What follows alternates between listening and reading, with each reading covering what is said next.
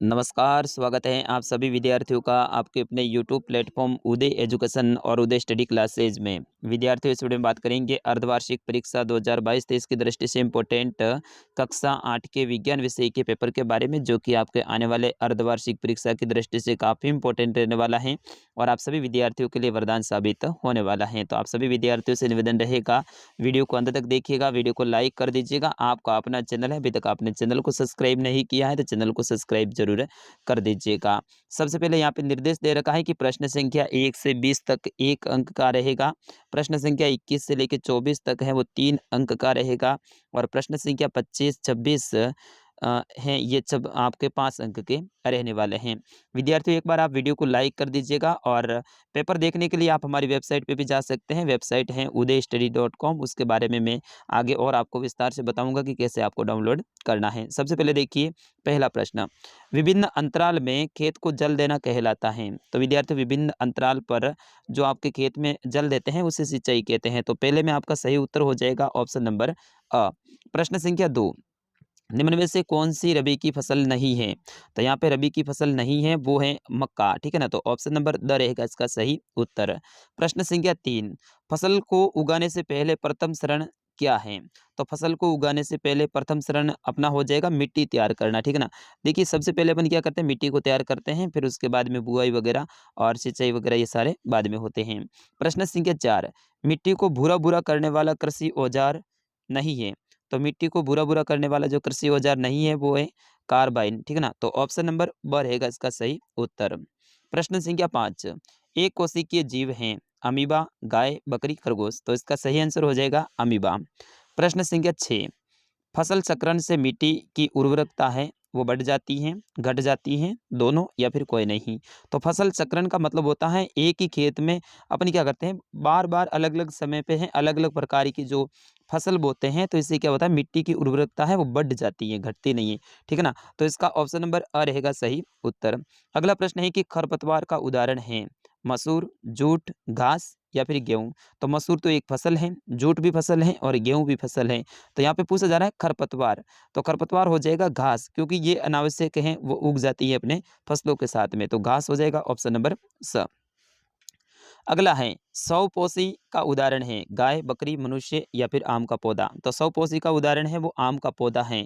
Option number the रहेगा इसका सही उत्तर। प्रश्न संख्या 9, मलेरिया परजीवी वाहक हैं अमीबा, गाय, बकरी, खरगोश। तो विद्यार्थियों, इसमें अपने जो उत्तर है उसका ऑप्शन ही नहीं दे रखा है। तो यहाँ पे हो जाएगा मलेरिया परजीवी का वाहक है वो मादा एनाफ्लीज मच्छर हैं। तो यहाँ पे आपके ऑप्शन में होना चाहिए मादा एनाफ्लीज, ठीक है ना, एनाफ्लीज मच्छर। तो यहाँ पे आप याद रखेंगे, ऐसा प्रश्न आए तो आपको मादा मादा एनाफ्लीज के ऊपर ही सेलेक्ट करना है। प्रश्न संख्या 10, सेचक के टीके की खोज किसने की थी? तो सेचक के टीके की खोज है लुइस पार्सवर ने की थी। तो ऑप्शन नंबर ब रहेगा इसका सही उत्तर। अगला प्रश्न है कि गेहूं की रस्ट नामक रोग का कारक है जीवाणु, विषाणु, शैवाल, कवक। तो गेहूं के अंदर जो रस्ट नामक रोग होता है इसका वाहक है वो है कवक, ठीक है ना। तो ऑप्शन नंबर द रहेगा और ये प्रश्न आपके एग्जाम में लगभग 101% आने वाला है, बोर्ड की परीक्षा की दृष्टि से भी इंपॉर्टेंट रहेगा। अगला प्रश्न, जैव न्यूनीकरण पदार्थ कौन से हैं? सब्जी, कागज, लकड़ी, सभी। तो यहाँ पे आपका कागज हो जाएगा, जैव न्यूनीकरण का पदार्थ है वो कागज है। ऑप्शन नंबर ब रहेगा इसका सही उत्तर। अगला प्रश्न, प्रश्न संख्या 13, निम्न में से कौन सा जीवाश्म ईंधन है? कोयला, पेट्रोलियम, प्राकृतिक गैस या फिर सभी। तो कोयला, पेट्रोलियम और प्राकृतिक गैस ये सभी जीवाश्म ईंधन है। तो ऑप्शन नंबर द रहेगा उपयुक्त सभी। चलिए, अगला प्रश्न है 14, क्षतिग्रस्त बीज जल की सतह पर खाली जगह लगेंगे। तो क्षतिग्रस्त जो बीज होते हैं यानी खराब बीज होते हैं वो जल की सतह पर तैरने लगेंगे। तो यहाँ पे हो जाएगा तैरने, ठीक है ना, तैरने। दूसरा देखिए, सूक्ष्म जीवों को खाली जगह की सहायता से देखा जा सकता है। तो सूक्ष्म जीवों को सूक्ष्मदर्शी की सहायता से, यहाँ पे आप लिखोगे सूक्ष्म दर्शी, ठीक है ना। तो सूक्ष्मदर्शी की सहायता से देखा जा सकता है। प्रश्न संख्या 16, हेजा खाली जगह के द्वारा होता है। तो हेजा है वो आपके किसके द्वारा होता है? जीवाणु के द्वारा होता है। तो यहाँ पे आप लिखेंगे जीवाणु, जीवाणु। अगला देखिए, प्रश्न संख्या 17, संश्लेषित रेशों की भांति प्लास्टिक भी एक संश्लेषित है, ठीक है ना। तो इसी में आपका संश्लेषित हो जाएगा, ठीक है ना, सेम टू सेम हो जाएगा संश्लेषित। अगला है कि धातु ऊष्मा और विद्युत, यहाँ पे लिखोगे विद्युत, ऊष्मा और विद्युत की सुचालक होती है, यहाँ पे लिखोगे सुचालक, ठीक है ना, सुचालक होती हैं। तो इस तरह से आपको ये खाली जगह भरनी है। प्रश्न संख्या 19, जीवाश्म ईंधन प्रयोगशाला में बनाए जा सकते हैं, क्या सत्य है या फिर गलत है?